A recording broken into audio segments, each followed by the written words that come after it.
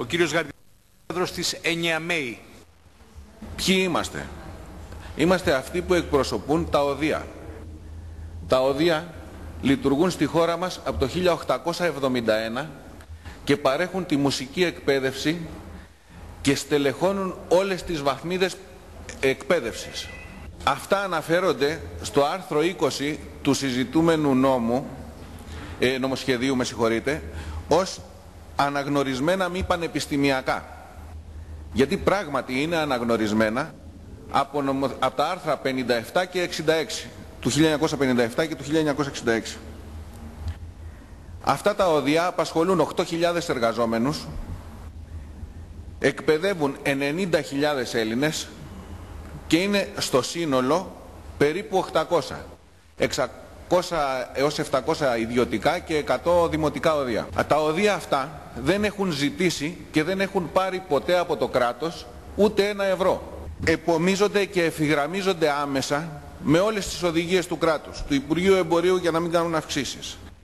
Φορολογική νομοθεσία, εκπαιδευτική νομοθεσία και πάντα εις βάρος τους. Δεν έχουν δημιουργήσει κανένα πρόβλημα και έχουν εκπαιδεύσει όλους τους Έλληνες που αυτή τη στιγμή ασκούν μουσική. Δηλαδή όλους τους μαέστρους, όλους τους σολίστες, μέσα σε αυτούς και εκατοντάδες διάσημους που δοξάζουν την Ελλάδα. Τον Καβάκο, την Γκάλα, τον Μητρόπουλο, τον Πασχάλη, πόσους άλλους να πω, τον Σγούρο. Αυτά λοιπόν τα ιδρύματα έχουν πολύ μεγάλη εκπαιδευτική αξία, η οποία αποδεικνύεται καθημερινά. Πώς? Τα τμήματα μουσικών σπουδών, όσοι φοιτούν στα τμήματα μουσικών σπουδών, φοιτούν ταυτόχρονα και στα οδεία. Όσοι φοιτούν στα γυμνάσια και στα λύκεια τα μουσικά, φοιτούν ταυτόχρονα και στα οδεία. Στις εξετάσεις του ΑΣΕΠ, όποτε έχουν πάρει μέρος οι απόφοιτοι μας, πρωτεύουν και ειδικά στα μαθήματα που απαιτούνται δεξιότητες. Εδώ το άρθρο 20 του νομοσχεδίου στην πραγματικότητα στερεί τη δυνατότητα διορισμού των αποφύτων μας στο δημόσιο ως καθηγητών. Αυτή όμως η δυνατότητα είναι στοιχειώδης και ουσιαστική για τα όδεία. Η οποία υπήρχε μέχρι τώρα. Μέχρι τώρα διορίζονται αυτοί οι άνθρωποι με το προσόν αυτό, δηλαδή το πτυχίο και το δίπλωμα που τους δίναμε εμείς. Το οποίο, λέω ξανά, πτυχίο και δίπλωμα είναι το μοναδικό προσόν πολλών καθηγητών των ΑΕΗ αυτή τη στιγμή. Δηλαδή στα τμήματα μουσικών σπουδών των ΑΕΗ διδάσκουν άνθρωποι που ως μόνο προσόν έχουν το πτυχίο το δικό μας. Αυτή λοιπόν η δυνατότητα που είπα να διορίζονται είναι στοιχειώδης για τα οδεία. Χωρίς αυτή τη δυνατότητα τα οδεία θα συρρικνωθούν έως και θα κλείσουν. Αυτό θα σημαίνει απώλεια καταρχήν 4.000 θέσεων εργασίας τουλάχιστον. Φορολογικά έσοδα, μείωση φορολογικών εσόδων και ασφαλιστικών εισφορών για το δημόσιο περίπου 8 εκατομμύρια ευρώ το χρόνο και οπωσδήποτε αποδόμηση της μουσικής εκπαίδευσης, γιατί δεν θα υπάρχει ο φορέας που αυτή τη στιγμή τροφοδοτεί με μουσικούς όπου χρειάζεται όλη τη χώρα. Εμείς πιστεύουμε ότι αυτό το άρθρο 20 παγιώνει μία αναντιστοιχία μεταξύ τύπου και ουσίας.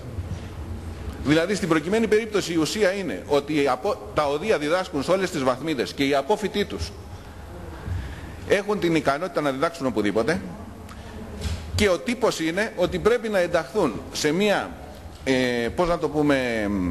διάρθρωση η οποία 20 χρόνια τώρα που λειτουργεί από το πρώτο τμήμα μουσικών σπουδών που έχω την τιμή να είμαι ο πρώτος απόφοιτος, δεν έχει να επιδείξει τίποτα, δεν έχει ούτε ένα μαέστρο, ούτε έναν καλλιτέχνη εμβέλειας, ούτε έναν εκτελεστή. Παρέλειψα να πω και πρέπει να πω ότι όλα αυτά τα οδεία τα κάνουν με 65 ευρώ το μήνα. Παρέχουν αυτή την εκπαίδευση με 65 ευρώ το μήνα. Ξανά λέω ότι πιστεύουμε ότι αυτό το άρθρο 20 στερώντας μας αυτή τη δυνατότητα θα αποδομήσει τη μουσική παιδεία και θα επιφέρει όλα αυτά που είπαμε προηγουμένως. Εμείς έχουμε ορισμένα ερωτήματα τα οποία έχουμε διατυπώσει και γραπτά. Δεν θα σας κουράσω πολύ. Λέμε εδώ το εξής. Με πόσα χρήματα μαθαίνει ένα παιδί μουσική στο όδιο και πόσο στοιχίζει αυτή η μουσική εκπαίδευση στο δημόσιο, η οποία κατ' εμάς είναι και αμφισβητούμενη. Γιατί δεν είδαμε αυτούς τους αποφύτους να έχουν κάποια προσόντα να μπορούν να παίζουν. Πόσοι ποιοι μουσικοί διεθνούς εμβέλειας έχουν αποφοιτήσει από τα πανεπιστήμια μας τα ΑΕΗ. Εν πάση περιπτώσει, δεν αμφισβητούμε την καλή πρόθεση του Υπουργείου Παιδείας, αλλά υπάρχει πράγματι μια μεγάλη αναντιστοιχία, γιατί επιφανείς εκτελεστές και μαέστροι ελληνικών και ευρωπαϊκών συμφωνικών ορχιστρών, σύμφωνα με αυτόν τον νόμο, δεν μπορούν να διοριστούν καθηγητές στη μέση εκπαίδευση. Δηλαδή, οι απόφοιτοι μας διδάσκουν στα ανώτατα εκπαιδευτικά ιδρύματα, αλλά δεν μπορούν να πάνε στη μέση εκπαίδευση να διδάξουν. Σας λέω ότι οι σύλλογοι γονέων και κηδεμόνων αυτή τη στιγμή προσλαμβάνουν από τα οδεία αποφύτους για να κάνουν στα παιδιά μάθημα το Σάββατο. Αυτά τα σχολεία έχουν μουσικό. Με αυτό το άρθρο, όσα οδεία δεν κλείσουν, γιατί είμαι βέβαιος ότι θα κλείσουν πάρα πολλά,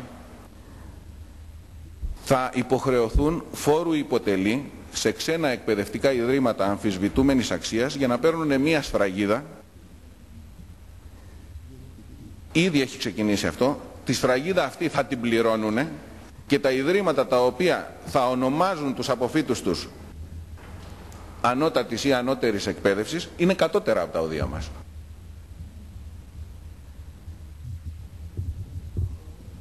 Τώρα, η απορία μας είναι ποιος σταματάει ένα υπερεκατονταετές επιτυχημένο σύστημα για να ξεκινήσει ένα άλλο 20 φορές ακριβότερο με δανεική τεχνογνωσία από το προηγούμενο. Και τι πρέπει να πούμε σε χιλιάδες άτομα στη μέση των σπουδών τους στα οδεία, ότι τώρα πια δεν ισχύουν, δεν μπορείτε να διοριστείτε, δεν μπορείτε να κάνετε τίποτα μετά από 6, 7, 10, 12 ή 13 χρόνια σπουδών. Τόση είναι η φοιτηση στο οδείο. Ορισμένα λαϊκά όργανα, παραδοσιακά όργανα που δεν διδάσκονται μέχρι τώρα στα οδεία, για αυτά τα όργανα έπαιρναν εμπειρικούς μουσικούς να διδάξουν στα γυμνάσια και στα λύκεια. Όμως με πρόσφατο νόμο το Υπουργείο Πολιτισμού δίνει τη δυνατότητα στα οδεία να συγκροτήσουν τμήματα τέτοιων οργάνων. Λοιπόν, σε μια τόσο συγκροτημένη όσο η οδειακή εκπαίδευση, να μην τη βάζουμε παρακάτω από τους εμπειροτέχνες. Δηλαδή, αν μπορούν να προσληφθούν εμπειροτέχνες, δεν μπορούν να προσληφθούν απόφοιτοι οδείων. Μια εκπαίδευση που πραγματικά είναι από τις καλύτερες της Ευρώπης, ειλικρινά το λέω αυτό, γιατί οι απόφοιτοι μας πάνε έξω και παίζουν και έξω τους βάζουν και κάνουν μάστερ στα πανεπιστήμια. Είναι μια εκπαίδευση από τις καλύτερες της Ευρώπης που προσφέρεται έναντι συμβολικού ποσού στον Έλληνα αυτή τη στιγμή, χάρη στο ότι έχουμε συρρικνώσει τα έξοδα εκεί που δεν πάει άλλο, είναι πιθανόν να αποδομηθεί ολόκληρη. Σας ευχαριστώ πάρα πολύ. Κύριε Γαρδικιώτη, και εγώ σας ευχαριστώ ιδιαίτερα, γιατί αυτά που είπατε ήταν πάρα πολύ ενδιαφέροντα και να σας διαβεβαιώσω ότι θα τα δούμε με ιδιαίτερη προσοχή και ενδιαφέρον, με την παράκληση, αν έχετε γραπτά κείμενα, να τα θέσετε στη διάθεσή μας. Τις προτάσεις, ιδιαίτερα τις προτάσεις που... Κύριε Πρόεδρε, και εμείς σας ευχαριστούμε και να ξέρετε η αγωνία μας είναι πολύ μεγάλη.